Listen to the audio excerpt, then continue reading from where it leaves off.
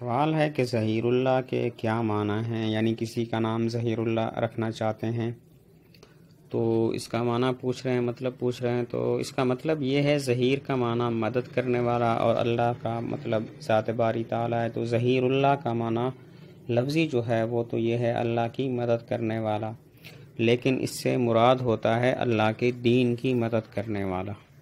اگر ظہیر اللہ کسی کا نام رکھیں تو اس کا معنی ہوتا ہے اللہ کے دین کی مدد کرنے والا۔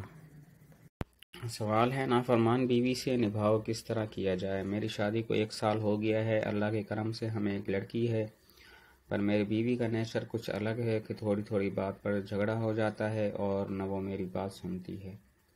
کام شروع کرنے سے پہلے اس میں اللہ کی حفاظت چاہتا ہوں، کوئی دعا بتائیں۔ سوال کے 2 حصے ہیں۔ پہلے کا خلاصہ یہ ہے کہ میری بیوی سے نہیں بنتی، اس کی فطرت الگ ہے، میری الگ۔ اور دوسرا حصہ یہ ہے کہ کام شروع کرنے سے پہلے اللہ کی حفاظت کے لیے کون سی دعا پڑھنی چاہیے۔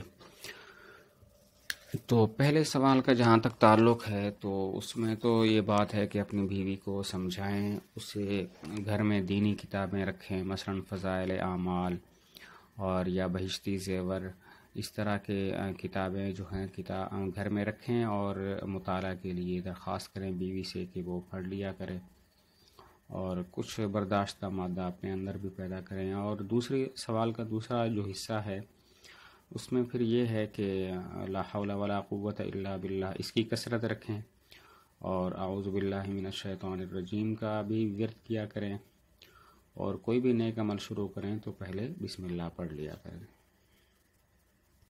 سوال ہے، میری بیوی سے کچھ وجہوں سے کہا سنی ہوئی، اس نے مجھے کہا کہ جیسے آپ سے میرا رشتہ ختم۔ ایسا اس نے ناراضگی میں کئی بار کہا، لیکن میں بات کو نظر انداز کر دیتا تھا، لیکن اس دن میری زبان سے نکل گیا کہ ٹھیک ہے، آج سے ختم۔ تو کیا ہمارا رشتہ ختم ہو گیا یا پھر ایک طلاق ہوئی؟ دوسری بات جو وہ ہمیشہ کہتی ہے، میں آپ سے رشتہ ختم کر لوں گی، تو میں نے بھی کہا تم جب چاہو مجھ سے طلاق لے سکتی ہو، براہ کرم ہماری مدد فرمائیں۔ سوال کا مطلب یہ ہے کہ بیوی نے ایک دفعہ کہا آپ سے میرا رشتہ ختم، اور میں نے اس کو کہا ٹھیک ہے، ہمارا رشتہ ختم۔ اور دوسرا سوال کا دوسرا حصہ یہ ہے کہ وہ مجھے ہمیشہ کہتی ہے میں آپ سے رشتہ ختم کر لوں گی، تو میں بھی کہتا ہوں چپ ہو جاؤ، جب بھی چاہو رشتہ ختم کرو۔ تو جہاں تک پہلی بات کا تعلق ہے کہ اس نے کہا آپ سے میرا رشتہ ختم، تو میں نے جواب میں کہہ دیا ٹھیک ہے، رشتہ ختم، تو اس میں دیکھیں گے آپ کی طلاق کی نیت ہے یا طلاق کی نیت نہیں ہے۔ اگر طلاق کی نیت ہے پھر تو ایک طلاق واقع ہو گئی، اور اگر طلاق کی نیت نہیں ہے تو پھر طلاق واقع نہیں ہوئی۔ اور جو دوسری بات ہے کہ وہ بیوی کہتی ہے میں تم سے رشتہ ختم کر لوں گی، اور آپ نے بھی جواب میں کہہ دیا ٹھیک ہے، جب چاہو طلاق لے لو، تو اس سے بھی طلاق واقع نہیں ہوتی، لیکن آئندہ کے لیے ایسی باتوں سے اجتناب کیا جائے۔ سوال ہے، آج کل عام طور پر دیکھا جاتا ہے کہ اگر کسی شخص نے قرض لیا ہے کاروبار یا کسی اور غرض سے، لیکن اس سے نقصان ہو گیا ہے اور وہ اپنا قرضہ ادا نہیں کر پا رہا ہے، اور وہ شخص صاحب زکوٰۃ بھی نہیں ہے، کیا اس صورت میں اپنے تعلقات والے سے زکوٰۃ لے کر قرض ادا کر سکتا ہے؟ اس شخص کو زکوٰۃ دینے سے زکوٰۃ ادا ہو جائے گی؟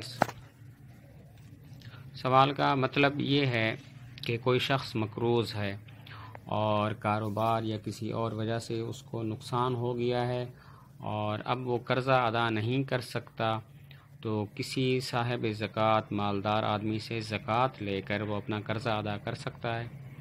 اور یہ مقروض شخص ہے بھی ایسا کہ جو خود اتنے مال کا مالک نہیں ہے کہ اس پر زکوٰۃ فرض ہو۔ تو جواب یہ ہے، اگر اس مقروض کے پاس سونا چاندی یا اتنے پیسے نہیں ہیں کہ جس کی وجہ سے ہم اسے مالدار یا صاحب زکوٰۃ کہیں، تو کوئی بھی اس کو زکوٰۃ دے سکتا ہے، اور زکوٰۃ وصول کرنے کے بعد یہ شخص چاہے تو اپنا قرضہ ادا کرے اور چاہے تو اپنی دیگر ضروریات کو پورا کرے۔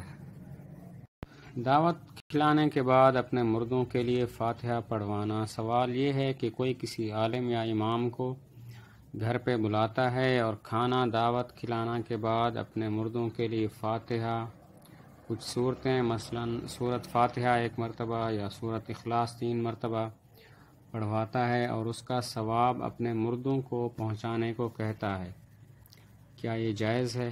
کیا بغیر کھانا کھائے اور کسی معاوضے کے یہ جائز ہوگا یا نہیں؟